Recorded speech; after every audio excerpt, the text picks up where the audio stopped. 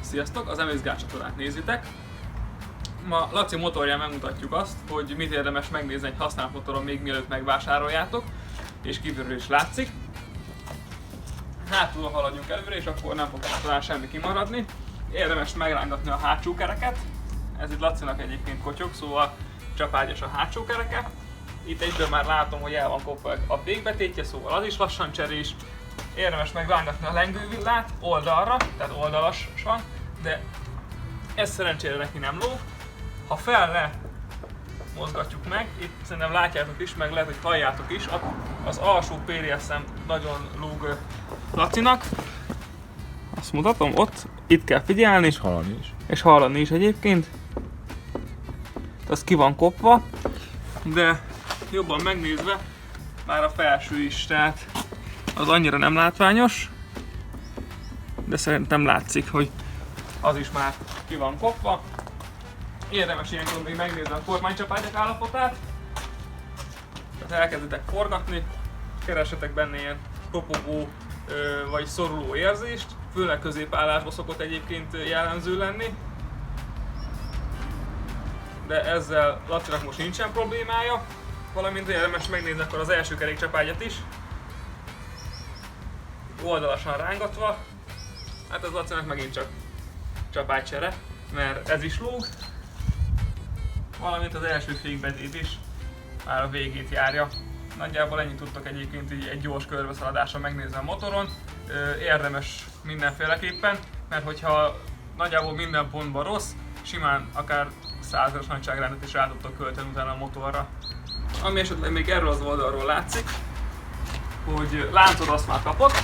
Egyébként, ha így meghúzzátok és nagyon lötyög, akkor már sajnos nyugodt a lánc, nem elég csak láncvezességet állítani.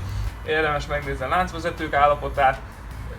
Ha EXC, akkor jó, ha megvan rajta a kitámasztó, mert nagyon drága ez a kis alumínium darab. Érdemes megnézni a taposók állapotát, a váltókat, hogy nem lóg, nem lötyög, mert ha szerencsétek van, akkor csak a csavar van kilazulva, ha nincs, akkor a váltótengely egy kicsit már kezd előregedni.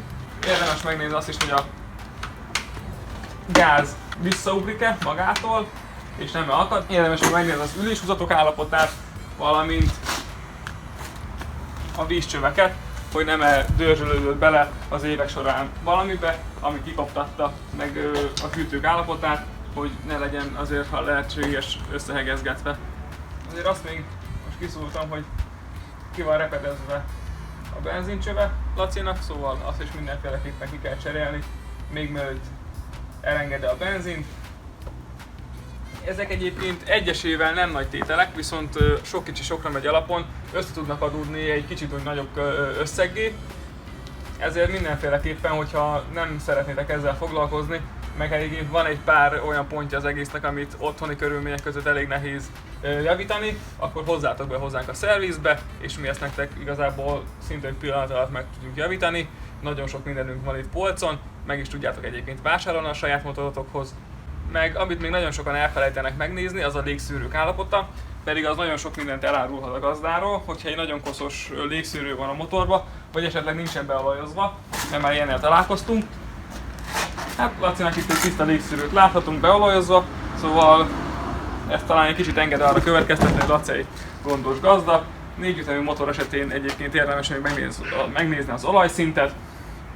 Nagyjából egyébként ez az, amit külsőre tudtok látni, ugye a motorblogban nem lát bele senki.